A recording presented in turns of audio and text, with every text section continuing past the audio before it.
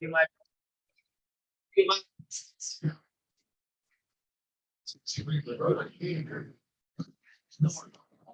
This is the camera here, right? Correct, camera and microphone. Please. Yeah.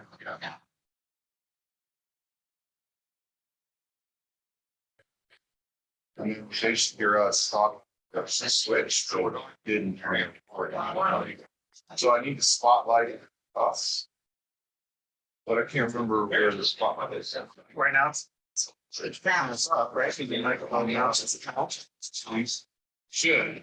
Says, oh, what should I say? Yeah, you.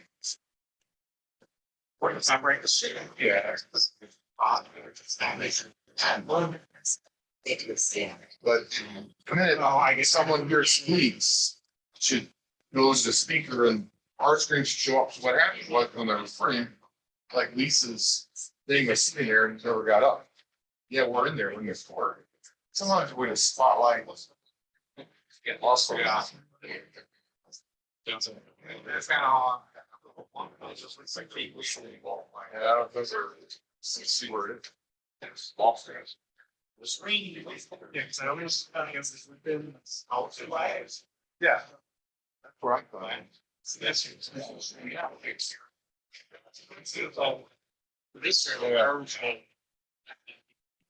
This this happened. I wouldn't still we were doing why it's really this. It is. Okay. You know, that was.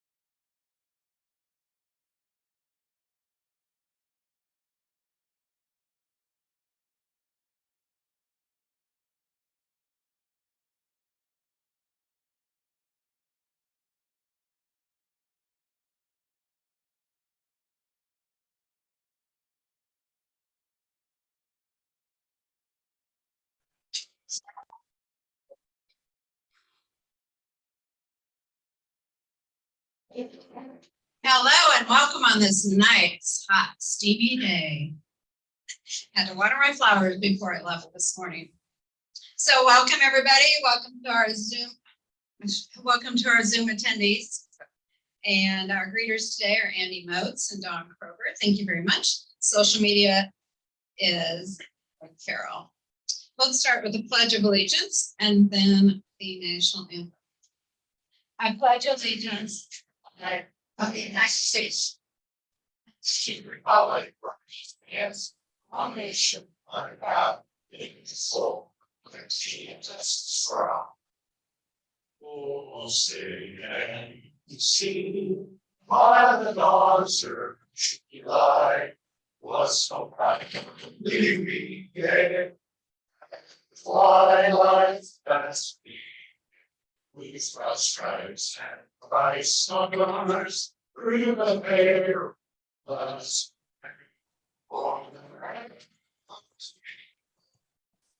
There's so many things. And there are things strength.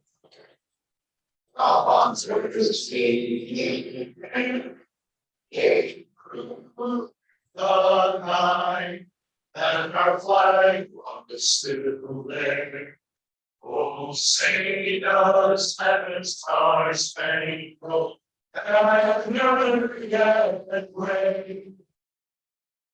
For the land of the free and the home of the brave.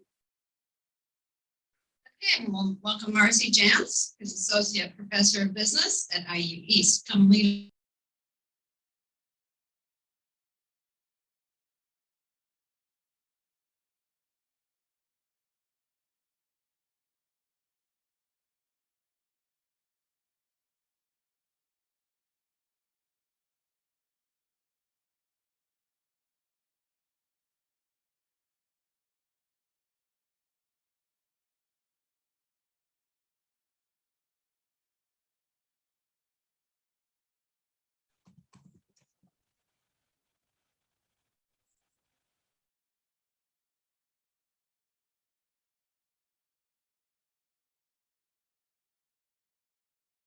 To Amy. Welcome all.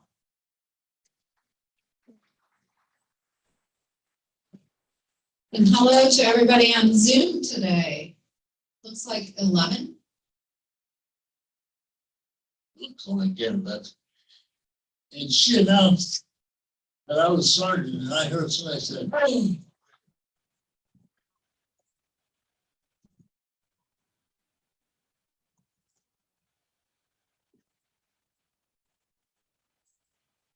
Her over here, and she said, "Wow, that looks really nice." And I said, "Yeah, it's very heavy, made out of steel. And it's the same steel they used in the tank, the war of it." And she said, "Which one was that?" I said, "World War I." And she looked at me, and that's why she said, "Is that right, James?" Oh, you don't know. So anyway, that's all right. Hey, you're a guest today, so I'm not the normal person, so you're okay. It's better next time. James, you look like you're listening. You got anything you want to say? How are you doing? How am I doing? I'm here. That says it all. Yeah. Yeah, I'm not 96. Not yet. You got it. Anyway, that's okay. Anybody have any good news so I can shut up? That would be good news, wouldn't it? Oh, goodness. Wow. They could say anything you want. Hi, everyone. My name's Kyle's second meeting here at Rotary. So thanks for having me back. I was recently married over the weekend on Saturday.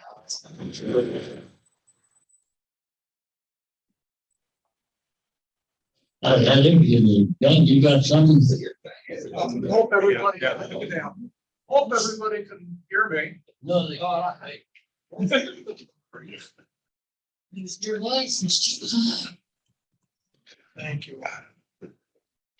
Last week, I attended the Rotary International Convention in Houston. 11,000 members of Rotary attended.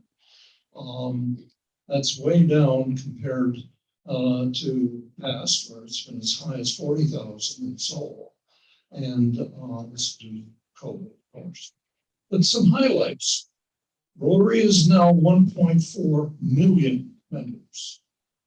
Rotary now exceeds in numbers of countries represented significantly the UN.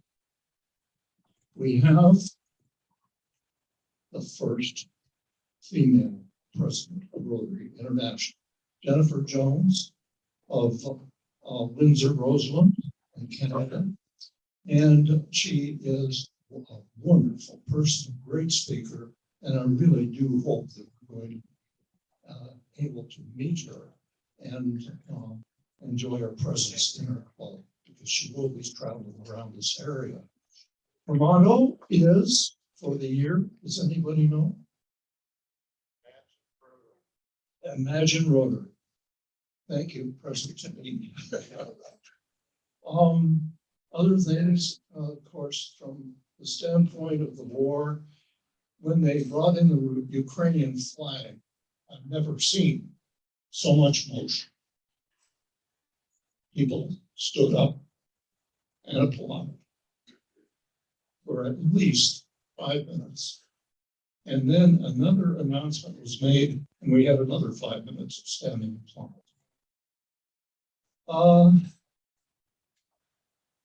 Polio. We're now at 8 cases of polio reported so far this year. It's going to be the lowest number, we hope. But at last, Al Qaeda and the Taliban have agreed to allow Rotary to administer immunizations to the kids in Afghanistan and northern Pakistan. We've got a lot going for us in Rotary. The next big project is more of an experimental project. That is the elimination or eradication of malaria in Zambia. And that is going to be watched very, very closely by the world countries that still have malaria endemic and epidemic in them. I'd be glad to answer any questions you might have about what is going on in Rotary International, but it certainly is a great organization and one of the greatest that has ever existed in the history of humanity.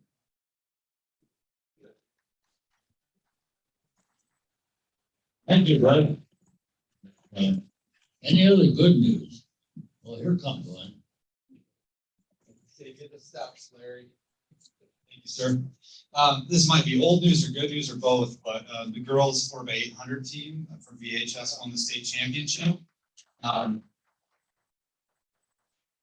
Track and field is a very dynamic sport, and I understand that the girl that anchored the relay ran one of the fastest times in the nation this year, and the team ran a speed that was 5th in the nation. Did anybody hear the results from the weekend? Because I think they competed at nationals, but we'd like to give them some rings. I know Bob Franco and I will be working on that over the coming weeks, and we're going to discuss that at the board meeting today. But we have to decide because there's alternates and there's coaches, and we'll figure all that out. But thank you for your support of the ring program, and I just wanted to mention our state champions from Valpo.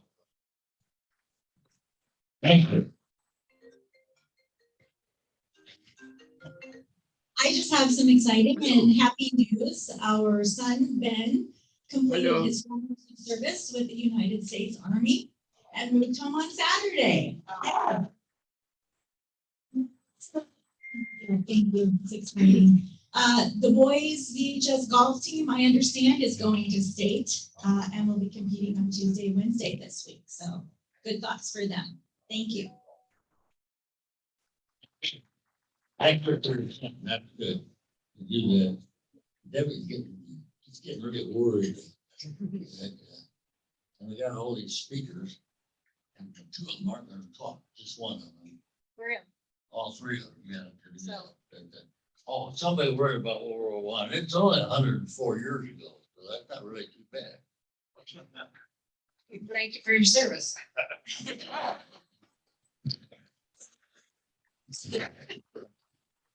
Yeah, speak on you. Larry, are you actually a veteran? Pardon? Are you actually a veteran?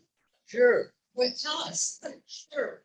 Well, yeah, I am. World War One, I told you. Okay, moving right along. We have a board of directors meeting after our regular meeting today. And can Tracy come forward to be inducted as a new member with her sponsor Diane? And don't forget to get your tickets for the changing of the guard. That is where we all get together, review the last year of Rotary and get the goals and vision for the coming year of Rotary, present the Rotarian of the Year Award, and have a rose ceremony for those members who have passed. So Diane, introduce us to our new member, Tracy. I've had the privilege of getting to know Tracy over the last several months, as she came with me one time and then joined the leadership group here. So many of you have got to know her. Tracy is a marketing consultant and has worked with many companies, including, I'll make sure I have this right. Base hardware, right? True Value Hardware. But most important, she's a Valparaiso High School graduate and has 2 degrees from Purdue University. Tracy joined us, and she is available for help with marketing if anyone needs that. So let her know. Thank you. So I just want to say that I really appreciate being a member here. And I've really gotten to know a couple of people here really closely. And I'm just looking forward to meeting all of you. And just really been impressed with the organization. I love the leadership series. Okay. Tracy, we'll have a gift for you at the change of the guard if you can make it. All other new members will have a gift for you at the change of the guard. Okay, and those tickets are available by clicking on the link, and the Friday announcements or seeing somebody in the group to get that taken care of for you. Thank you to everybody who contributed to the Rotary Foundation this year. And during last week's drive with double points, we collected another $2,000 for the foundation, which brings us over $100 per member per year average that we need to keep getting our district grants. Okay, today's program is exciting. We have Don Kroger come up and help me introduce our guests.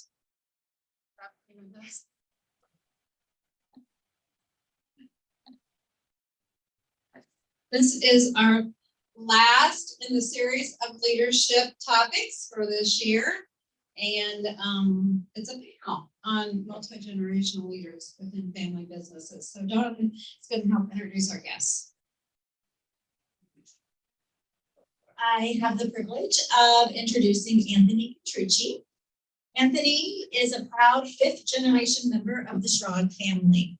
As such, he serves in several roles within their broader family enterprise, including his roles as president and board of directors of First Bancshares Incorporated, a financial holding company located in Maryville, Indiana, and executive officer of its wholly owned subsidiary, Centier Bank.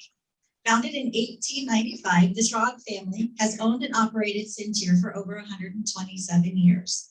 From humble beginnings, today they are the largest private family-owned financial holding company in the state of Indiana. Currently, Centier has an excess of $6 billion in total assets, over 60 branches, and more than 900 associates. Anthony has spent his career in banking and finance with a focus on strategic planning, operations, prospect development, relationship management, and capital procurement. He enjoys the challenge of building and enhancing brands and developing innovative and unique marketing initiatives, client acquisition strategies, and growth strategies. As his career has evolved, he has developed a passion for governance, strategy, and operations. One of his current focuses is the codification and institutionalization of the key elements that differentiates their family's enterprise. At its core, this speaks to their desire to remain a purpose-driven enterprise focused on the preservation of their servant heart culture for generations to come. This spans the continuum of the impact that they have had on their associates, their clients, and the communities that they serve, overlaid by a holistic approach which incorporates environmental, social, and governance considerations. In addition, his passion for governance and operations has evolved beyond that of traditional corporate. For the better part of the last decade, Anthony has led the Schrag family's formalized family governance efforts as they continue the transition from the fourth to the fifth generation. It was paramount that the family build the requisite operational and governance structures to ensure success in succession, not just for the fifth generation, but for generations to come.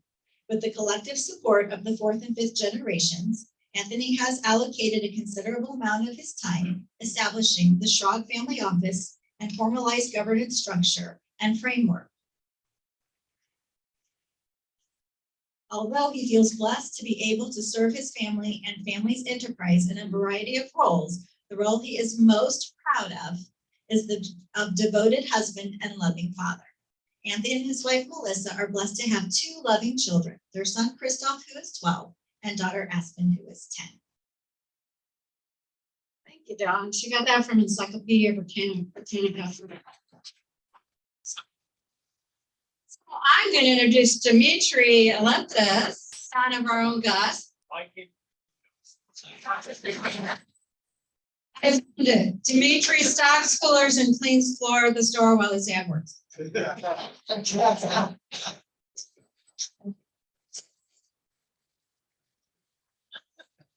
All right, I found a little more than that. He's worked at Family Express essentially since birth. He spent over a decade up and down the West Coast working for Direct Buy in multiple capacities, ultimately as a franchise owner. He ended his career there as one of the top franchises in the network by both sales and service metrics. Back then, he's been back at the family business now for a little over a decade, serving as Vice President of Central Enterprises at Family Express.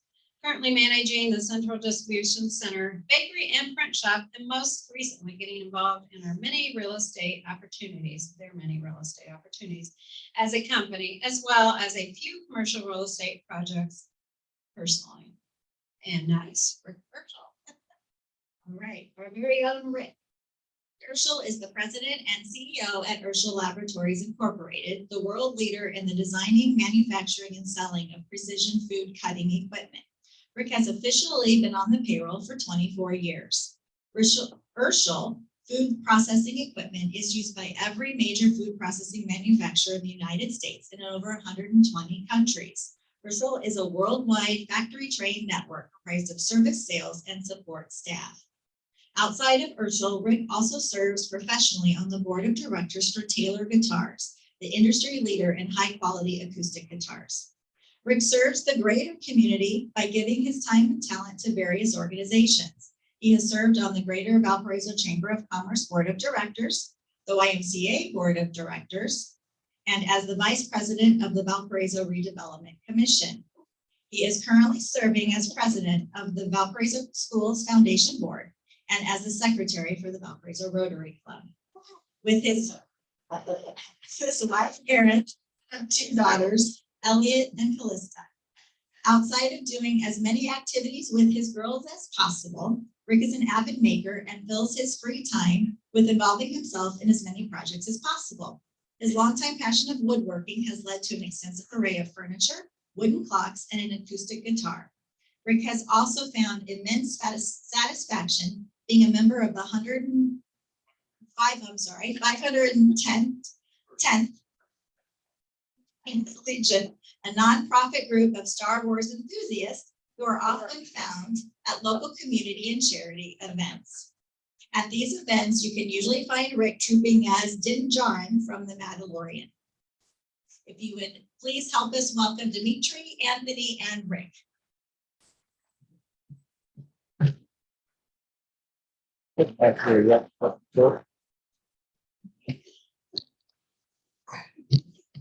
No heckling. I can tell the guy, that's the guy. Okay, so time is up. Thanks to Dawn. Fire's fault. Thank you, Dawn. Thanks for taking all the time. Greg, can you find my list of questions? I told him that's his job this year. Give me that one. Okay, is there a clipboard laying on anybody's table? What about us? Podium there? No. There's a green, oh, is it back? It's a good start. Organized than I know. Okay. So we have fourth generation family leadership, second generation family leadership, and fifth generation. So I'm gonna start with Anthony. Please tell us what are the top core values, I need 2 to 3, your family has passed through the generations and how those values help shape you into the leader you are today. She didn't tell me 2 to 3. So. No, I'm making it quick. It wasn't in your bio. You want to see my bio? So this was a challenging one because we actually have 5 corporate core values, 8 family values. So I really spent some time thinking through which ones I felt were most relevant and informed our success over generations. And so the ones I identified were loyalty, integrity, compassion, responsibility, and risk. And and so, you know, to me, it's really interesting because I think half the battle is identifying those values, but the other half is really defining those values. So we've spent a lot of time both at the corporate level and the family level. I mean, it's on paper. You know, what do those values actually mean to us, right? Because as I thought about the second part of the question, you know, I feel fortunate that even though I'm 5th generation married in, right, I'm married into the Schrag family. My family's cultural and value structure really aligned very closely with the Schrag. So I don't think necessarily there was much change as I kind of got integrated into the family over the past couple of decades from a values or cultural perspective. But what it's really helped me do, having spent the time to go through the process of really identifying and defining those values, is giving me a construct as a 5th generation leader in our family enterprise to lead from, right? To lead through. It really informs all that we do as a family and as business operators in all of our decision making. I have one. For us, I think for us, it's constantly having a learning attitude. We were taught at a very young age that if you're not learning, it's kind of the disintegration of knowledge. So always coming in with something, looking for something to learn every single day and through every single project, every single thing you do. So, Pause extra time. A lot of our we don't have anything formally. We don't mission statement, no vision statement, some of that stuff. We've never really found any value in that. But my great grandfather and my grandfather both had always really instilled in the family the importance of the employee. And it's always interesting, you know, you sit in meetings with HR and they want to implement plans and procedures and policies that are really going to restrict what the employee is capable of doing. And it's always my grandfather and my dad was really pushed back hard against that. That was one thing he really instilled in me, was like, hey, you know, when you come into this role, there's going to be individuals in the company that think that they're going to be doing what's good for the employee, but they're not. It's not always going to have the employee's best interest at heart. So that's kind of your responsibility as the family leader, is to say, okay, but you know, that's great for the bottom line, but it's not always about the bottom line. It's sometimes about those that are out on the floor. And you know, I guess I'm the only one up here in manufacturing, so it's a little bit different from perspective of a lot of safety initiatives and a lot of you know, repetitive motion injuries and things like that are just things really a little cognizant of. And It's really. I made 20 million knives last year. You want to talk about that? Okay, we're gonna start with Anthony again. What are some core principles or practices your family follows that has helped you be a successful generation a generation and how those guided you in decisions or actions as a leader. So now instead of values, we're talking about practices. Yeah, this was an exciting one when I saw it on the list. First that came to mind was this concept of being all in. Our founder was Henry Schrag. He founded the bank in 1895, and what's really interesting is we spent a lot of time diving into our history to understand kind of where we come from and really what our purpose is, why that has driven us over the years and generations. And this concept of being all in has been present every single generation. And that means, in every aspect from operators to governors to owners, and always being there to go all in financially when there are hard times. Most recently, the Great Recession, when our family had to recapitalize the bank and didn't take any entire funding. So that was the first one that jumped out at me. Second one, culture. Those who know Cynthia know we're all about our culture, and it is the most special thing to us, and it's what keeps me personally up at night. Literally, because I'm so afraid of cultural creep or that cultural erosion. It can happen so fast, right? It takes decades to build a culture, and it can erode overnight. And a couple of things that jump out at me to make it practical for you is I kind of define our culture best as this servant heart organization, right? And you see it, the center, people in the audience can attest to our org charts inverted, right? And we are literally leadership, ownership, governance, and leadership within the business is there to support everyone else. And it's about providing resources, removing obstacles, but more importantly, showing that you care. We also talk a lot about putting people, as Rick said, before profit. Talk about that all the time.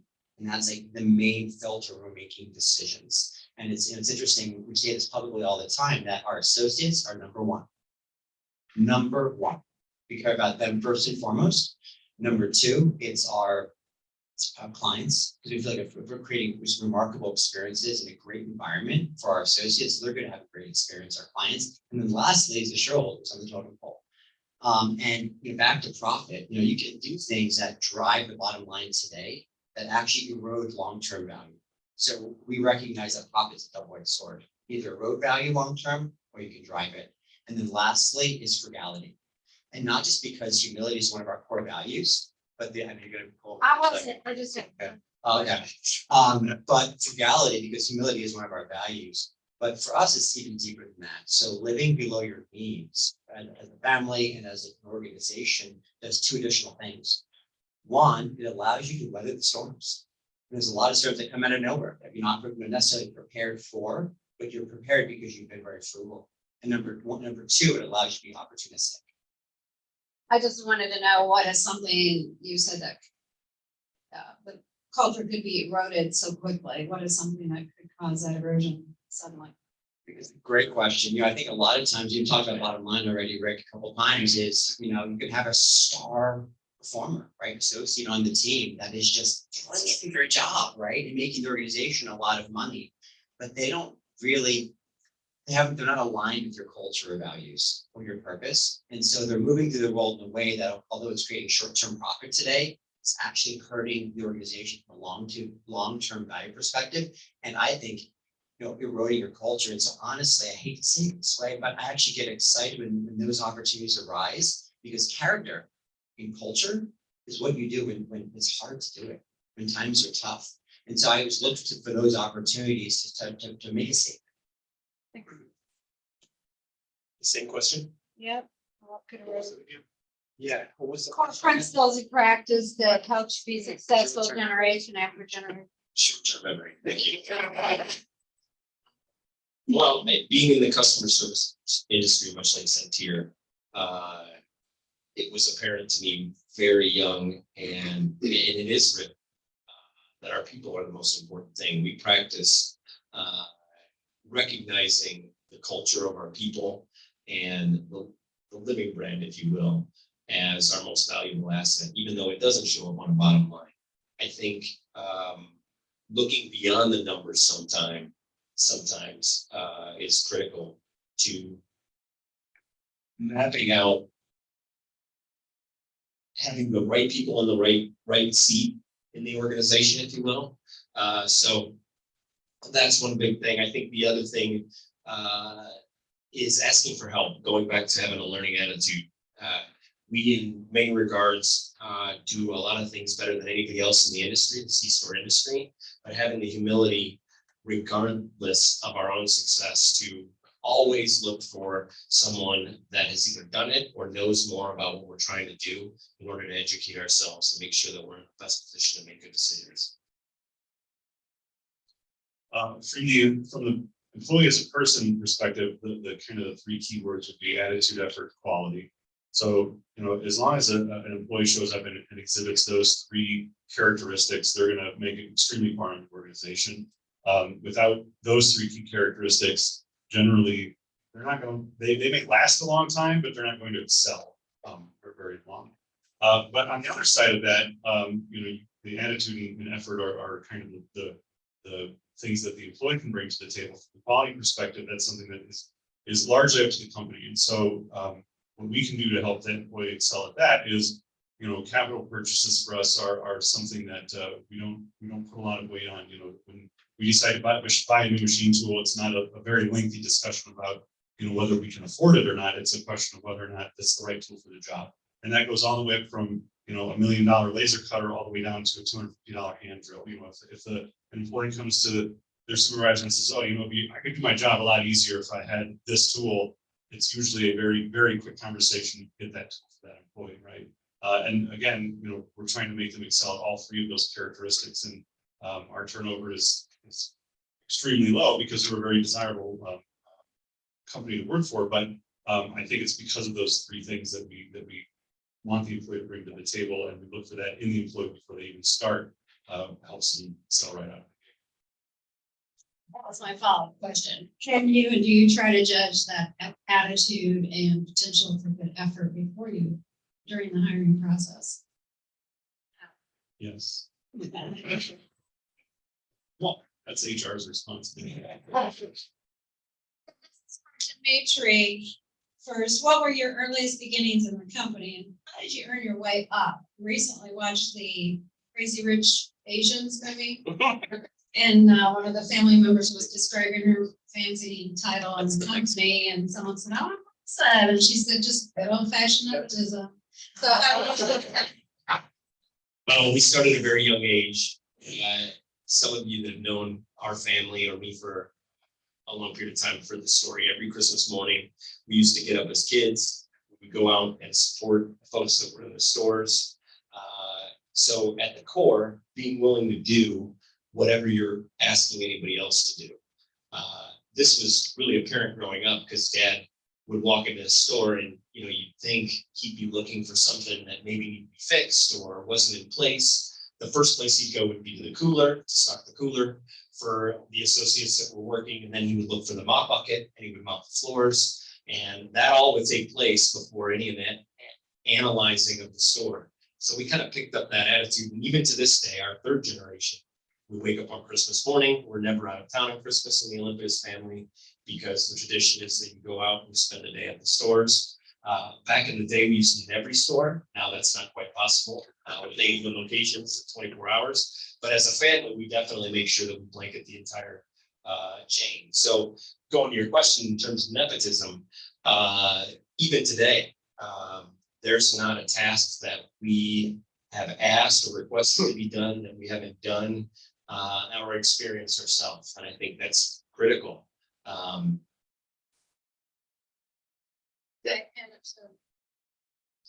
It's great. Wait till I leave, then you can ask essential people if we actually have earned their respect. I think it starts with giving respect, honestly, and I think it has to do with our schema. I really do believe, I can speak on behalf of my entire generation, that we see it as an opportunity and a privilege, not a right. And it's a lot of hard work. We always use the acronym HERO, like highly involved, results oriented. It's like kind of our family kind of motto. And I'll get vulnerable with you for a second, but in family business, I've kind of geeked out on this over the past decade or so. There's a couple of things that we talk a lot about. One is the successor's curse. And that is basically your successes will be minimized, your failures amplified, right? So if we succeed, oh, that was nice. Hand it to them on a silver platter, really sweet, good job. But if we fail, we're failures. The other is imposter syndrome, and that feeling of, am I really who I think I am? And it's hard, and that has really been very challenging for me on my journey over the past 10 plus years. And So I think it really boils down to, again, showing up, living the values, living the culture, and being vulnerable along the way, being really candid with your team. So much like Dimitri, I started very young. I started sweeping floors at the plant when I was 6. I was working in our bronze and stainless foundry when I was 9, much to the chagrin of my mother. I broke my first machine tool at 11. My dad said, well, that's okay, just run that machine. Writer's not around, you'll be all right. And then after graduating college, I worked through the manufacturing plant for about 5 years, learning as many jobs as I could out on the shop floor before then moving into the front office and then learning front office jobs. For the very longest time, I think some of you probably actually have a business card that says Rick Urschel, Vice President, in charge of waiting for my dad to retire. But she still hasn't yet. I'm still waiting for that. Maybe.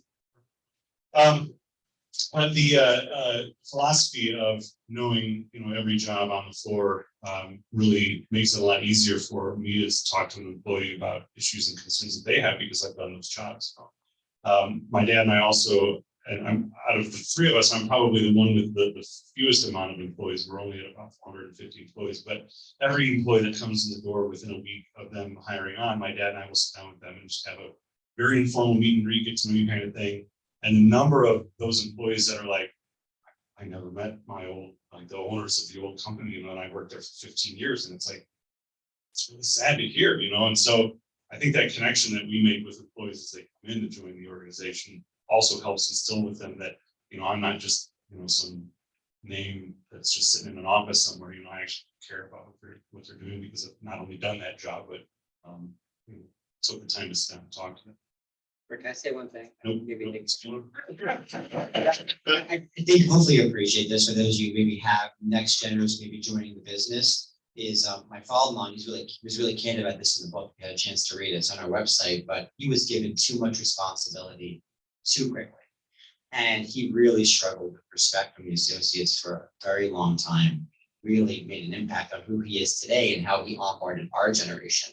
Both myself, my brother-in-law Chris, both started around 30 years old in the business, and we both, title reductions, pay cuts. We literally, even though we had a career prior to, we started really at the bottom, which was fantastic. And a couple of funny things you'll probably appreciate. Once I was in a meeting with, it's like 5 years in, with our head of HR and him, and talking about this role I wanted, and he's like, just keep digging ditches. I'm not joking. And Chris and I laugh about this a lot. Like, just keep digging ditches. And he told us once his philosophy was he wanted it to be, it would take us so long for that next role that when we finally got it, people would say it's about time versus there goes nepotism again.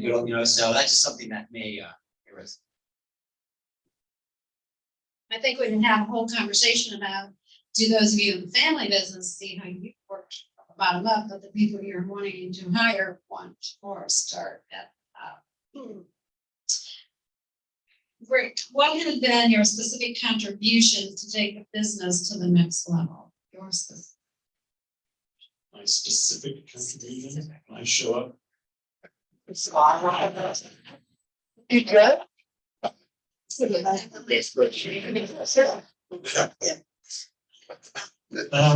I guess most recently, a specific contribution would be conversion of the company from family office to the ESOP.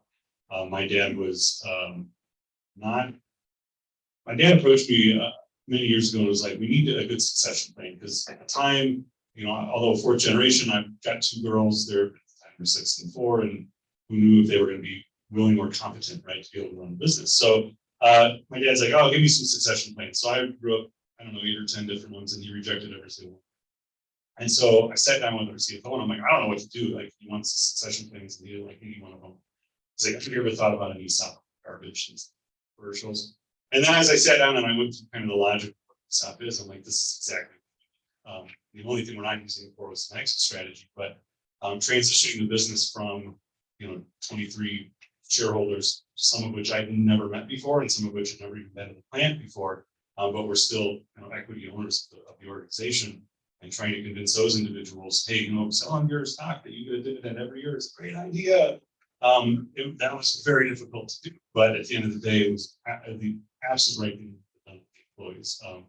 You know, our attorney, I'll never forget, our attorney said, well, you're gonna make some decisions that probably will get you a fewer Christmas cards every year, but I said, well, at the end of the day, you know, my aunt will forgive me eventually, but, you know, at the end of the day, if I don't do this, the guy who's been working on the floor for 30 years, if my dad and I were to get by a bus, then it's the board's responsibility, and the board didn't exist because it was my dad and I, right? So, there was really no good direction of what would happen in the organization if the two of us were around. Now that the ESOP exists, the succession planning business now isn't just beholden to my daughters, although if they're interested in the business, of course, they could come in, but if they're not interested in it, then the company structure is set up now that it can go to anybody, so taking job applications. I'm around until October 25th, 2032. So. Most recently, we used to deliver to every store every day. We baked somewhere in the neighborhood of 30,000 baked goods and delivered to the store on a daily basis.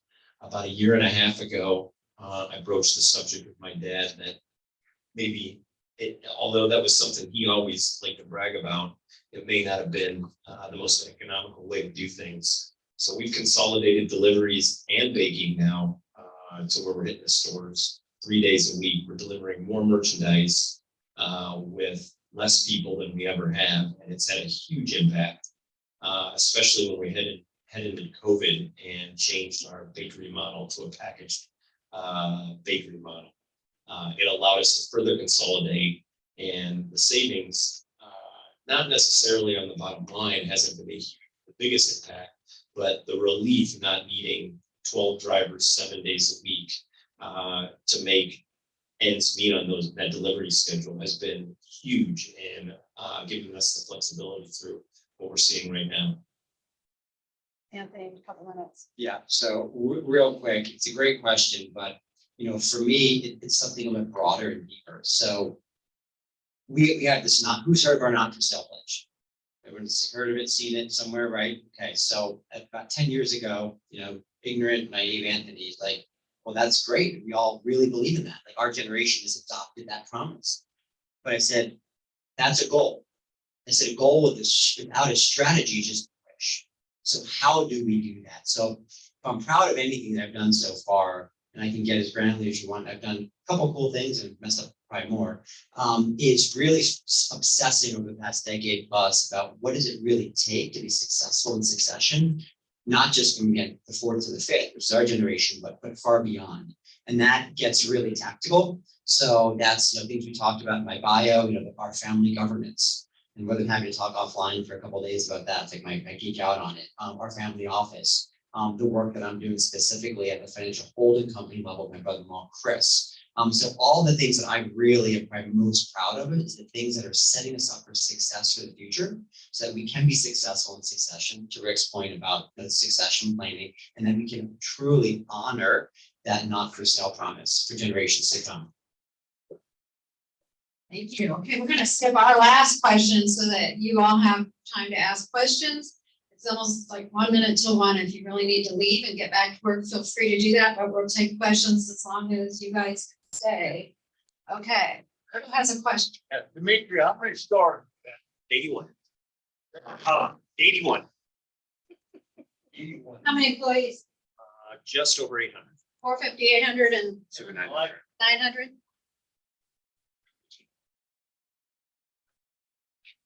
I just want to make a comment, Rick's culture comment.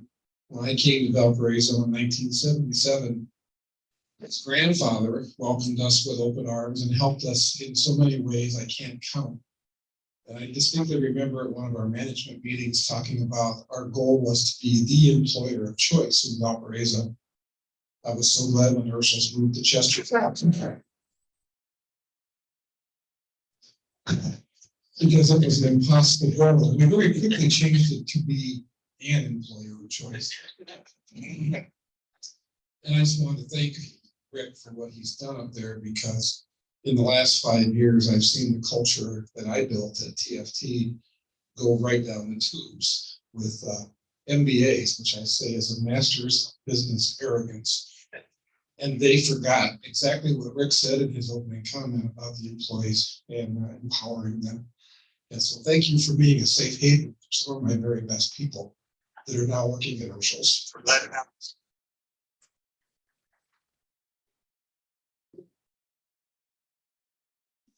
Thanks, guys, for the great info. Can you tell us more about why you choose to do business in Greater Valparaiso? And I know Schrogs are regional, and Demetri, your business is regional, and Rick, you're all over the world with your product. But tell us why Greater Valparaiso.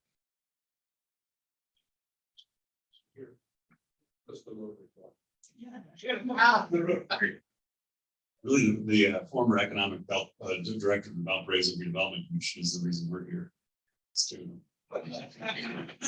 Yeah, the only reason we're in Valpo is, to be honest with you, my great grandfather was from North Manchester, Indiana, and he went to Valparaiso College because it was before it was a university, got his degree in fine arts, realized that he couldn't make a living doing paintings, so he started making farm harvesting equipment. That was back in 1910, or 1908, 1910. We really have not found a reason to go anywhere else. When we moved our plant from Valparaiso to Chesterton, we actually got a map out and started plotting where employees lived and where the new plant might be. We landed on Chesterton because it wasn't the best deal we had. It wasn't the best deal that we had. The best deal was actually in Port County, but we calculated that it was about an $8,000 additional expense on average per employee if we were moved to the Port County. So we said, well, we would, we'll stay in Port County. Thank you. And actually, it was closer for like 81 employees. So they were pretty excited about that. So we've never found a reason not to leave. It's just it's a great place to do business. Culture. It matches up with, obviously, what we believe culturally, and the people appreciate what we put into having a good experience when you visit Family Express. And I don't know that other areas would appreciate that at the level that good old Midwest does. Yeah. Seriously, that was my answer. I mean, I was slightly different. But much. Founded in founded in Whiting, Indiana. So obviously logical progression, but it is a cultural match. It is one of those communities that really values hometown community banking. We are so proud to be able to bring hometown community banking to so many communities. And Valparaiso has just been one of the most special ones for us. Well, since we have David Hirschberger here today, who just brought a new business to Valparaiso, I wanted him to answer how he chose Valparaiso. And actually, way back with the Hirschbergers, I remember his grandpa being in business when I was a little kid, and his aunts and uncles. Yes, so thanks for having me, everybody. Like she said, my name's David, and I think it goes back to family. So my grandfather was actually in the Rotary, and I had no idea what it was. Actually, up until a couple months ago when Deb mentioned something to it about me. But so I chose to come back. Number one, because I think this area just has so much potential, and my family's here, and it's a great place to do business. And ever since I came back, just everybody has been so welcoming and has been super helpful to helping us get started with our Chick-fil-A. So yeah, it goes back to family. It goes back to the people here are really welcoming, and it's a great place to do business. Thanks. Yeah, I haven't eaten meat for 2 years, but I had to get in that triple thick Chick-fil-A line just to experience it. So I ate the chicken too, it was good. And the waffle fries. Okay. You're welcome. Don't tell them my secrets. One of your architects actually was telling me that you guys make those machines. Anything else? What impact do you want to make? I can't, or is this the last question? One sentence, impact on the next generation. One thing to have a deep understanding of history and everything that's led us to this point, so that we truly appreciate where we are, and that informs where we're going, and that we can honor that. So pledge forever. ... Very good. That's a great answer. Mine's very similar. Just appreciation for the work that it took to get us where we are. I talked to Larry, who was instrumental in my dad's early success. He was one of the guys that believed in him when really he had no qualifications for anybody else to, other than just a lot of passion and a lot of energy. I want the next generation to really appreciate that, because it's hard, like you said, to plan where you're going if you don't take the lessons from the past with you. When you say generation, you mean? Your children. Oh, great. The message to my kids would be that if you wanted a job at Urshel, it's here, but if you don't, that's okay. Thank you. Let's give them a hang on.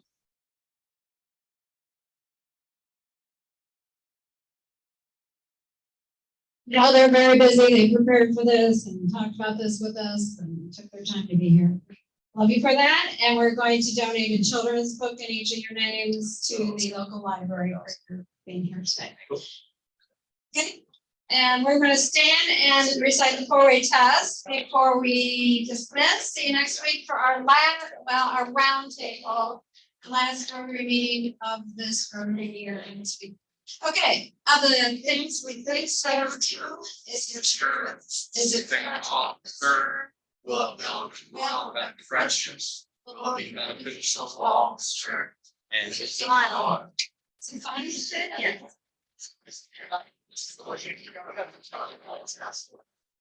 We're not going to speak to all these things. So, I got a brand new,